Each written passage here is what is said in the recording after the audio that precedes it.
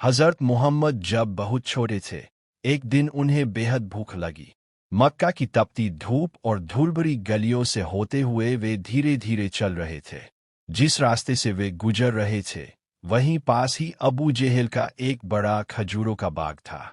उसी समय अबू जेहल एक यहूदी व्यक्ति के साथ मिलकर खजूरों को एक बोरी में भर रहा था। भूख से कमजोर लेकिन चेहरे पर सुकून लिए नन्हे मोहम्मद दो खजूर की उम्मीद लेकर बाग की ओर बढ़े। बाग में पहुंचकर हजरत मोहम्मद ने पूरे अदब और तहजीब से कहा, अस्सलामु अलैकुम चाचा जान, मुझे बहुत भूख लगी है, क्या आप मुझे दो खजूर दे सकते हैं? यह सुनकर अबू जेहल की आंखों में नफरत उतर आई। वह तंज भरे लहजे में बोला, खजूर चाहिए?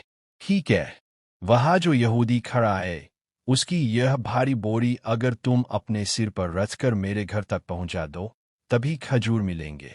इतनी छोटी उम्र, कमजोर शरीर, फिर भी हजरत मोहम्मद ने बिना किसी शिकायत के हामी भर दी।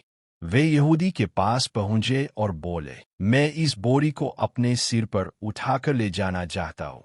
यहूदी हैरान होकर बोला, इतनी कम उम्र में क्या तुम यह बोरी उठा पाओगे? हजरत मोहम्मद हल्की सी मुस्कान के साथ बोले, अल्लाह की मदद से हाँ। फिर क्या था, नन्हे नबी ने वह भारी बोरी अपने सिर पर रखी और चल पड़े। छोटे कदम, थका हुआ बदन, लेकिन चेहरे पर गजब की रूहानी शांति। अबू जेहल और वह यहूदी दोनों पीछे पीछे चलते रहे। कुछ देर बाद बोरी अबू जेहल के घर के सामने रख दी गई। यहूदी बोरी लेकर अंदर चला गया। बाहर खड़े हजरत मोहम्मद ने बड़े ही नरम लहजे में कहा, चाचा जान, अब आप मुझे खजूर दे दीजिए। अबू जेहल ने बेरुखी से सिर्फ एक खजूर उनकी तरफ फेंक दी। नबी ने अदब से कहा, क्या आप एक और खजूर नहीं देंगे? बस यही बात अबू जेहल के गुस्से को भड़का गई। उसने पूरी ताकत से मासूम नबी के चेहरे पर थप्पड़ मार दिया। उस पल ऐसा लगा मानो कुदरत थम गई हो। हवा रुक गई, आसमान उदास हो गया, पहाड़ गवाही देने लगे। अबू जेहल हंसता हुआ घर के अंदर चला गया, लेकिन जैसे ही उसने खजूरों की बोरी खोली, उसके पैरों तले जमीन खिसक गई। सारी खजूरें पत्थरों में बदल चुकी थीं। यहूदी यह देखकर सन्न रह गया। उसकी आंखें फटी की फटी रह गईं। वह दौड़ता हुआ अपने सरदार के पास पहुंचा और बोला, आज मैंने ऐसा वाकया देखा है जो जादू नहीं हो सकता। अब्दुल्लाह के बेटे मोहम्मद में कोई आसमानी रहस्य है। इधर अबू जेहल बाहर आकर चिल्लाया, ऐ मोहम्मद, तुम जादूगर हो, तुमने मेरी खजूरें पत्थर बना दी। हजरत मोहम्मद ने सिर झुकाकर बेहद नरमी से कहा, चाचा जान, मुझे कुछ भी नहीं पता।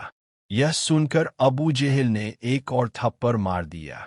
उस मासूम की आंख से एक आंसू बह निकला, लेकिन कैसी रहमत थी कि नबी ने सिर्फ इतना कहा, चाचा जान, आपके हाथ को तो चोट नहीं लगी। खुद जामी होकर भी फिक्र दूसरों की। इसके बाद हजरत मोहम्मद न घर गए न शिकायत की।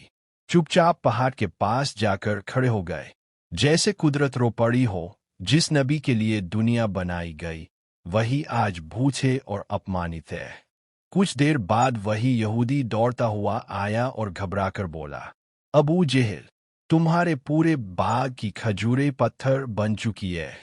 अगर इन्हें बचाना है तो एक ही रास्ता है, मोहम्मद से माफी मांगना।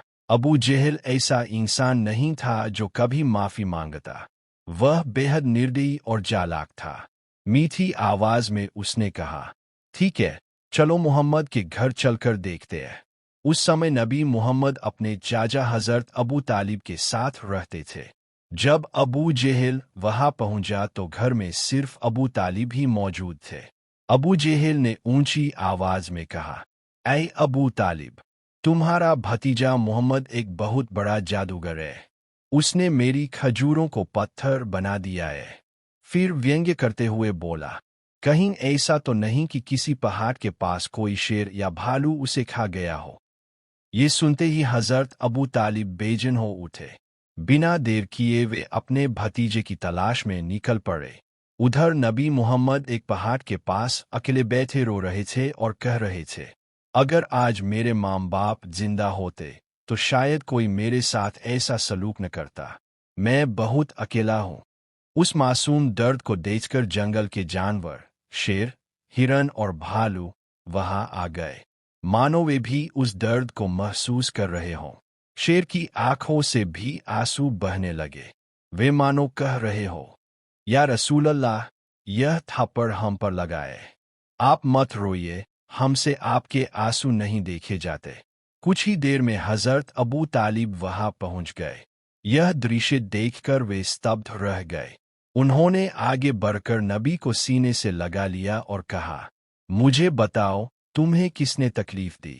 جب تک میں زندہ ہوں کوئی تمہیں چھو بھی نہیں سکتا۔ وہ نبی کو گھر لے آئے۔